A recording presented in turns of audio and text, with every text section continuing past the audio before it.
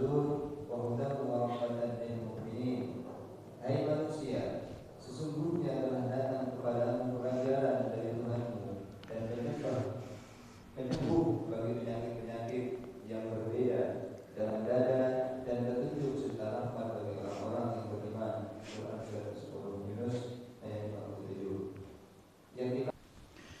Alhamdulillahi Rabbil Alamin. Allahumma salli ala nuril anwar wasiril asrar wa tiryakil aghyar wa miftahi babil yasar Sayyidina wa maulana Muhammadinil mukhtar wa alihi al-athhar wa ashabil akhyar adada ni'amillahi wa ibadalih. Subhanaka la ilma lana illa ma 'allamtana innaka antal alimul hakim. Allahumma dzakirna ma nasina wa 'allimna ma jahilna wa la haula wa la quwwata illa billahil 'aliyyil 'azim. Jamaah salat subuh rahimakumullah. Assalamualaikum warahmatullahi wabarakatuh.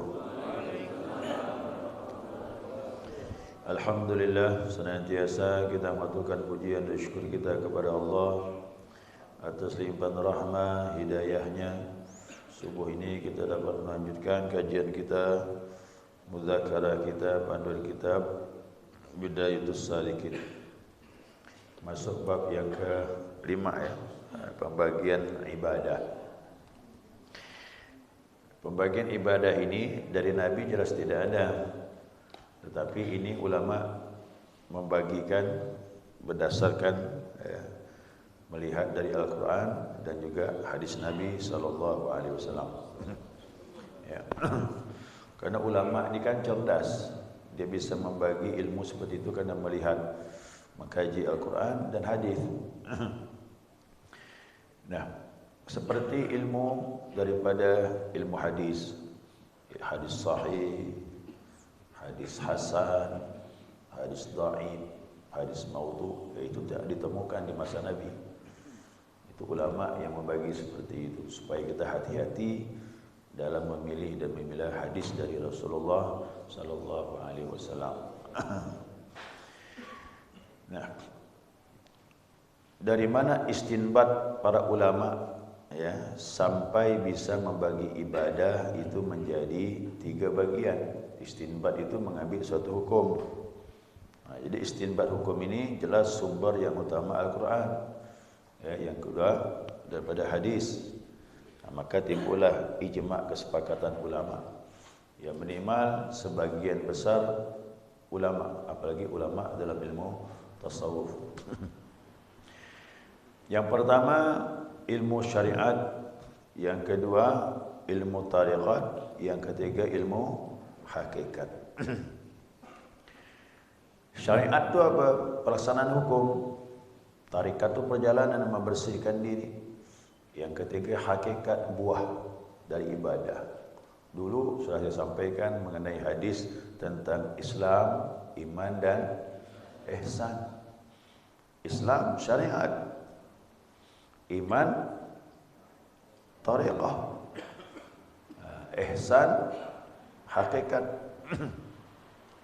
Maka dari hadis inilah ulama mengambil kesimpulan bahwasanya kalau berbicara tentang Islam ya hukum-hukum, itulah syariat.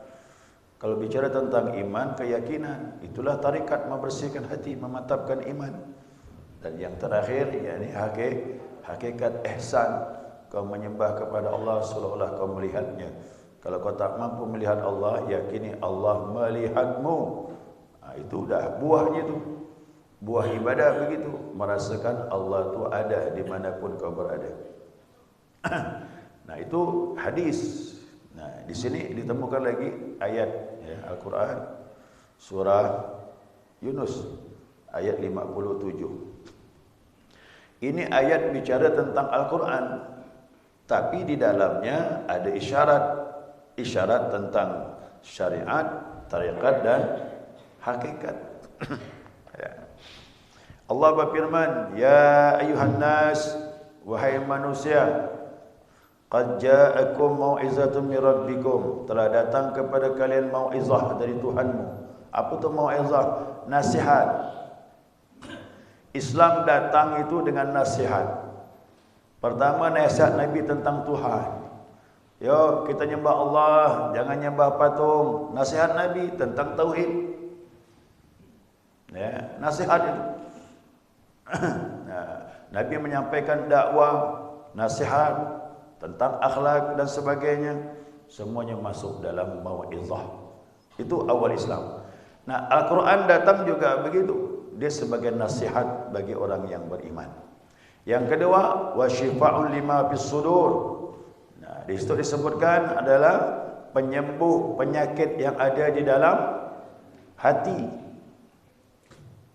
Subuh Kamis kita belajar kitab Miftahus Sudur, pembuka hati.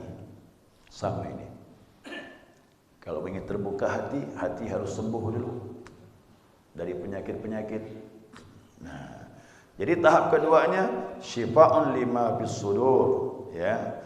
Dia penyembuh bagi penyakit yang ada di dalam dada. Yang ketiga, wa huda wa rahmatul lil mukminin. Dia petunjuk rahmat bagi orang yang beriman. Inilah pembagian tiga ni. Yang mana syariatnya? Yang pertama tadi, qad ja'akum mau'izatun mir rabbikum. Nasihat. Islam datang nasihat. Ulama bicara tentang nasihat. Nabi juga bicara tentang nasihat. Jadi Islam tu mau'izah dia. Penyampaian nasihat tentang Allah Subhanahu wa taala, tentang ibadah, tentang akhlakul karimah, dan itulah nasihat daripada Nabi yang dibawa oleh para ulama. Masuk yang kedua, wa syifa'un lima fis sudur. Tak cukup nasihat. Nasihat harus masuk ke dalam hati. Di sana ada syifa, penyembuh. Al-Quran juga begitu, zikir juga begitu. Jadi Al-Quran suruh berzikir. Zikir sama sasarannya. Banyak baca Al-Quran, banyak berzikir, insya-Allah penyakit menjadi sembuh. Inilah tarekat. Nah, tarekat itu apa? Membersihkan bagian dalam. Hati inilah yang dibersihkan. Jadi orang baca Al-Quran tak tembus ke dalam hati, maaf, nanti dia khawatirkan dalam hadis Nabi SAW. Nanti datang suatu masa, kata Rasulullah, mereka membaca Al-Quran, hafal Al-Quran, tapi hanya sampai di tenggorokan, kata Nabi. Jadi hati-hati, akhir zaman ini kita takut juga. Orang kagum hafal Quran, tapi belum tentu hatinya sembuh. Yang membunuh Ali bin Abi Thalib, Ibnu Muljam, hafal Quran. Ya Pak ya, mohon maaf ni. Yang membunuh Ali bin Abi Thalib, Ibnu Muljam itu hafal Al-Quran. Tapi Ali bin Abi Thalib mukmin sejati, menantu Nabi Muhammad sallallahu alaihi wasallam. Yang dikatakan Nabi itu pintu ilmu, aku gudangnya. Dibunuh sama dia. Maka saya katakan hati-hati. Al-Quran harus tembus ke dalam hati. Agama datang itu pertama nasihat, itu syariat. Yang kedua datang syifa fis sudur, penyembuh ke dalam hati. Orang kalau baca Al-Quran tembus ke dalam hati, pasti orang itu penyayang, pengasih. Itulah zikir, dihantam hati ini. Ya, inna kulla syai'in istiqalah. Sesuatu itu ada obatnya, ada pembersihnya. Siqalatul qulub, zikrullah. Penyembuh hati adalah zikir kepada Allah Subhanahu wa taala. Jadi tolong pahamkan ini. Al-Quran, zikir tujuannya tembus ke dalam hati. Yang sakit hati insya-Allah jadi sembuh. Inilah tariqah. Yang ketiga, ini kita jadi target nih. Apa tuh? Wa hudaw wa rahmatul lil mu'minin. Petunjuk dan rahmat Allah mengalir bagi orang-orang yang beriman kepada Allah Subhanahu wa taala.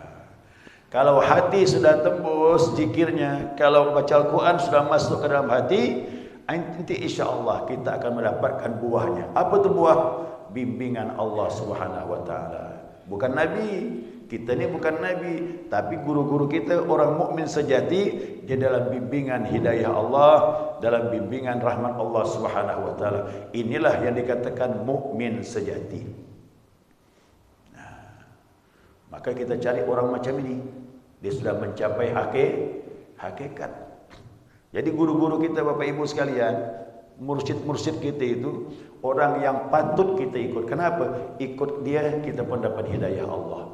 Ikut mereka kita pun dapat rahmah dari Allah Subhanahu wa taala. Duduk bersama mereka pun itu lebih afdal daripada ibadah sunnah, kata ulama.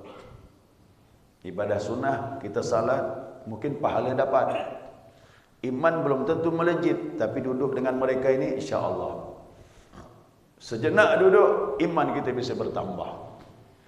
Ini ayat tentang Al-Quran, tapi di dalamnya ada isyarat. Nah, maka dikatakan yang dimaksud dengan mau'izah syariat. Yang kedua, syifa untuk hati, tariqat. Yang ketiga, hidayah rahmat Allah yang didapatkan, itulah hakikat. Kita tidak boleh tidak harus melalui tiga ini. Inilah yang dikatakan Nabi, Islam, iman dan ihsan. Islam syariat, iman tariqat, ihsan hakikat. Ketemu ayat ini tadi, mau'izah itu syariat, syifa'un lima fis sudur itu tariqat, wa huda wa rahmatan lil mu'minin itu termasuk hakikat. Masih banyak ayat-ayat lain. Ini segelintir yang diambil oleh para ulama. Ulama ini cerdas. Ya, cerdas. Demikian pula ditambah sabda Nabi sallallahu alaihi wasallam. Nabi bersabda, kata Nabi, asy-syari'atu aqwalun. Syariat itu ucapan. Apa itu ucapan? Nasihat tadi. Sama kan? Jadi syariat adalah ucapan. Yang kedua, wa tariqatu af'alun. Tariqah itu adalah af'al, perbuatan, banyak beramal. Tak sampai ilmu hakikat harus banyak beramal. Beramal tak cukup yang wajib. Siapa yang bertariqat hanya mengamalkan zuhur, asar, maghrib, isyak, subuh, itu hanya kewajiban saja. Untuk dekat tidak bisa. Dekat bagaimana? Yataqarrabu ilayya bin nawafil. Hambaku mendekat kepadaku dengan amalan sunnah. Harus banyak yang sunnah. Jangan yang wajib saja. Salat tambah qabliyah, ba'diyah, salat duha, salat tahajud. Apalagi baca Al-Quran, sisihkan, baca salawat, istighfar dan sebagainya, zikir diperbanyak. Ini amalan sunnah harus banyak. Kalau ingin bertariqah, tariqah itu amalan. Ini susahnya jamaah itu begitu ditalkin, hanya talkin ya, tak beramal. Habislah. Buahnya tak akan kita dapat yang namanya hakikat kecuali banyak amal. Bagaimana beramal? Ikutlah Nabi kita Muhammad sallallahu alaihi wasallam. Nabi banyak ibadahnya. Nabi tidak sedikit, maka Nabi dekat sama Allah. Orang tarikat ikut Nabi harus banyak amal kita. Zikir diperbanyak karena zikir ini lebih afdal membersihkan hati. Istighfar, salawat, ada rezeki, sedekahlah dan sebagainya. Itu semuanya amalan sunnah, taqarrub kepada Allah Subhanahu wa taala yang dinamakan dengan tariqah. Masuk yang ketiga, wal haqiqatul ahwal. Nah, hakikat itu adalah keadaan. Ahwal itu apa?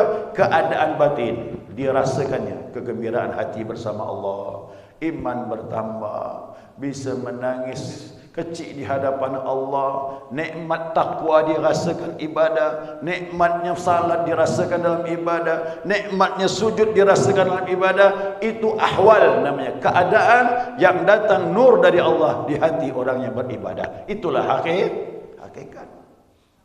Orang hakikat Bapak Ibu, salat sudah pasti khusyuk dia. Kalau tarekat belum. Kadang khusyuk, kadang tidak. Tapi kalau sudah masuk hakikat, sudah pasti dah. Dari mulai takbir sampai salam, fokus kepada Allah Subhanahu Wa Taala. Nah, jadi kalau nak cari khusyuk, kau tak bertarekat susah. Ya, susah kau tak bertarekat. Karena kuncinya hati. Itu ahwal, keadaan yang didapat setelah kita menjalankan tariqat. Dan puncaknya apa? Wal ma'rifatu ra'sul mal. Adapun ma'rifat pangkal kekayaan. Pengenalan Allah datang kepada kita, itu bukan ma'rifat. Dia mengenal Allah, antara dia dengan Allah tidak ada lagi antara. Itu dia namanya ma'rifat. Jadi kalau orang bilang ma'rifat, lihat dulu keadaan batin dia. Kenal dah dengan zat Allah, laisa kamitslihi syai'. Yang Allah tidak sama dengan sesuatu yang dia kenal melalui mata batin dia. Namanya basirah. Jadi tariqat buah. Ya, buah makrifat dihasilkan dari hakikat. 4 macam ni lah. Minimal 3. Kemarin saya sampaikan mengenai duduk di kursi. Siapa yang hanya bersyariat saja seperti duduk di atas kursi yang kaki kursinya cuma satu. Ya, itu paling cepat tumbang ya. Ya, maka jangan puas dengan syariat saja, tapi syariat wajib. Wajib. Siapa yang hanya bersyariat dengan tarikat saja, dia seperti duduk di atas kursi yang kakinya 2. Tumbangnya agak lama sedikit dari yang tadi pertama itu. Jatuh juga, cuma agak lambat sedikit. Kemudian yang ketiga ni, ini mantap ni. Ada syariat, ada tarikat, ada hakikat. Duduk di atas kursi, kakinya 3. Wah, mantap tu dah. Pas duduk itu dah. Ya, ndak oleng dah. Cuma yang terbaik kata ulama, dia mendapatkan daripada ma'rifat. Sila. Mendapatkan ma'rifat lagi. Berarti 4 sudah. Syariat, tarikat, hakikat, ma'rifat. Seperti duduk di atas kursi yang kakinya 4. Oh, inilah dia puncaknya. Ya, puncak kebahagiaan bagi orang mukmin mendapatkan 4 macam ini. Ini tak bisa ndak. Jangan hanya dengan bersyariat saja, harus bertarikat. Tarikat pun jangan puas, cari hasilnya itu hakikat. Sampai di sini udah mantap dah. Ya udah mantap dah. Apalagi diberi Allah pengenalan. Jadi makrifat itu apa? Allah mengenalkan dirinya. Ingat, bukan kita mengenal. Saya baca buku tentang zat, sifat, af'al. Itu kita memaksakan dengan akal. Mengenal Allah dengan akal, bukan dengan hati. Dengan hati itu makrifat. Kata Umar bin Khattab, "Arabtu rabbi bi rabbi." Aku mengenal Tuhanku dengan Tuhanku. Laula rabbi ma'arabtu rabbi. Kalau bukan Tuhan aku tak kenal dengan Tuhan. Jadi, kalau sudah seperti ini, maka disebut dengan arif billah. Arif mengenal billah dengan Allah. Allah lah yang mengenalkan dirinya kepada hamba tersebut. Makanya saya buka kitab saya tu. Nama kitabnya Iqazul Himam, Syarah Al-Hikam. Pengarangnya siapa? Al-Arif Billah Ibnu Ajibah. Udah depan Arif Billah, berarti dia termasuk waliullah. Ya, itu termasuk waliullah. Itu sebut Arif Billah. Kalau al-allamah, al-alimul allamah, itu orang yang alim. Ya, masing-masing ada sebutannya. Baik jemaah sekalian, ini ayat isyarat tentang syariat, tarikat dan hakikat. Hadis Nabi, Islam, iman dan ihsan. Islam itulah syariat, iman itulah tarikat, ihsan itulah ada hakikat. Ini diberikan oleh Nabi agar kita melihat dan merasakan supaya kita mau peduli untuk jalan menuju kepada Allah Subhanahu wa taala. Ya, mumpung masih hidup sayang. Nanti sudah meninggal menyesal. Ya, kita tak puas nanti di sana nanti. Sisi Allah Subhanahu wa taala hanya ibadah tapi tak kenal Tuhan. Nah, kenallah Tuhan dengan bertariqah sehingga mendapatkan ilmu hakikat. Ya, sekira cukup. Ada pertanyaan, silakan.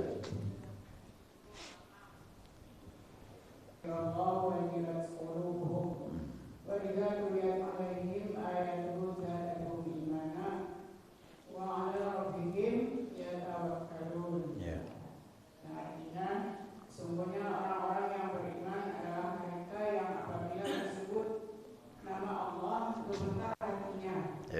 Dan apabila dibacakan ayat-ayatnya kepada mereka bertambah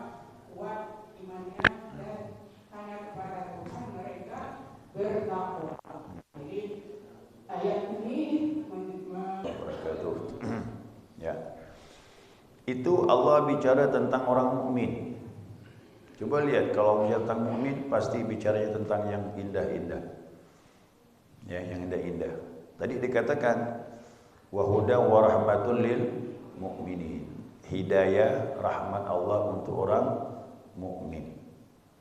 Bimbingan Allah. Salah.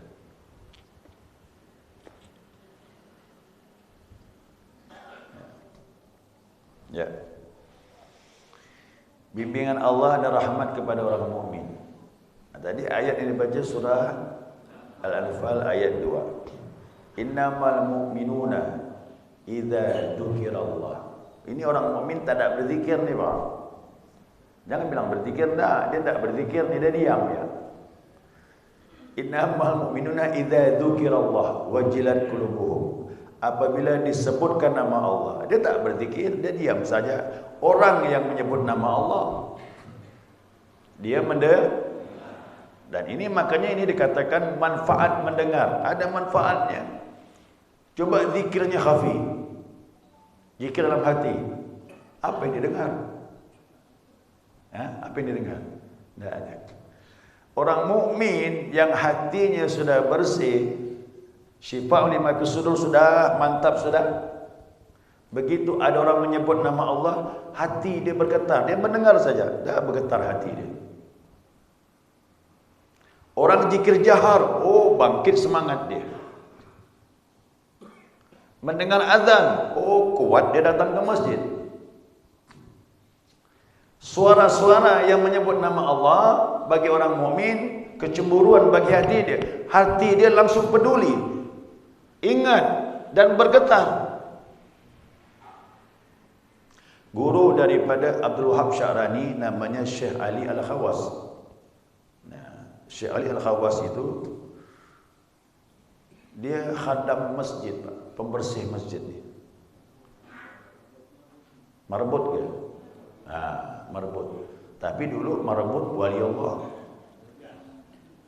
Ya, dulu marbutnya wali Allah. Syekh Ali Al-Khawas itu bersih-bersihkan masjid. Banyaknya tinggal di masjid. Abdul Wahab Sya'rani belajar dengan dia. Ini ulama besar. Abdul Wahab Sya'rani belajar sama marbut masjid. Karena marbut masjidnya wali Allah. Kalau aku melihat guruku, kata dia, Syekh Ali Al-Khawas, muadzin mengumandangkan asyhadu an la ilaha illallah. Aku melihat kehusyuan dia. Aku melihat kehusyuan dia. Sampai bajunya pun bergetar waktu mendengar nama Allah. Orang berzikir juga begitu, la ilaha illallah. Orang mukmin bergetar hati dia. Ciri yang kedua apa lagi? Yang kedua, wa idza tuliyat alaihim ayatu zadatu imana. Kok dibacakan Al-Quran bertambah imannya. Musabaqah, bukan musabaqah. Kalau ada acara manaqib baca Quran, khusyuk dia mendengar. Tak dia ngomong. Nah, jadi kalau ada orang baca Al-Quran, kita masih ngomong. Azan, masih gak ngomong, berarti hati kita tak seperti dikatakan dalam surah Al-Anfal ayat 2. Apalagi orang berzikir menggerutu di belakang. Maaf, saya tidak nyalakan dia, betulkan hati. Jangan salahkan orang berzikir. Orang berzikir itu nyebut-nyebut Allah, masa kau alergi? Nah, itu dia. Azan dikumandangkan, ayo hati-hati, jangan alergi. Berarti penyakit. Syifa'ul lima fis sudur belum dapat. Penyembuhan dalam hati belum dapat. Jadi lawan mukmin apa? Munafik. Orang mukmin senang menyebut nama Allah. Disebut nama Allah bergetar hatinya. Kalau disebut nama Allah risih, hati-hati. Itu tanda-tanda munafik. Saya mohon maaf, saya belajar tariqah ini ngaku memang. Allah, waktu dengar aku risih rasa, risau, azan, salat lagi. Baru habis salat lagi. Hati-hati, kita tak lepas dari munafik waktu itu. Nah, jadi sekarang saya sudah paham dah. Kelompok-kelompok yang menyalakan zikir berjamaah, bersalawat berjamaah, sebenarnya maaf, dia kena penyakit itu cuma lagaknya saja kayak orang alim. Lagak-lagak gaya-gayanya seperti orang alim, tapi sebenarnya fi qulubihim maradun. Hatinya ada penyakit. Kalau hatinya mukmin sejati, insya-Allah dengan nama Allah, dengan nama Nabi kita senang. Ya. Ini fakta Pak, Al-Quran yang bilang hati kita ini di mana sekarang? Nah, di mana hati kita sekarang ini?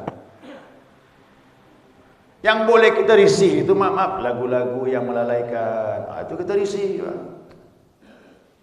Lagu-lagu yang menghanyutkan hati kita lalai kepada Allah, lagu-lagu cinta, apalagi lagu dangdut, lagu jazz, lagu pop, lagu ini. Itu boleh risih Pak. Kalau siapa risih dengan ini, itu mukmin. Dengan nama Allah senang, itu mukmin. Tapi kalau sebaliknya, hati-hati. Fi qulubihim maradun. Hati mereka berpenyakit.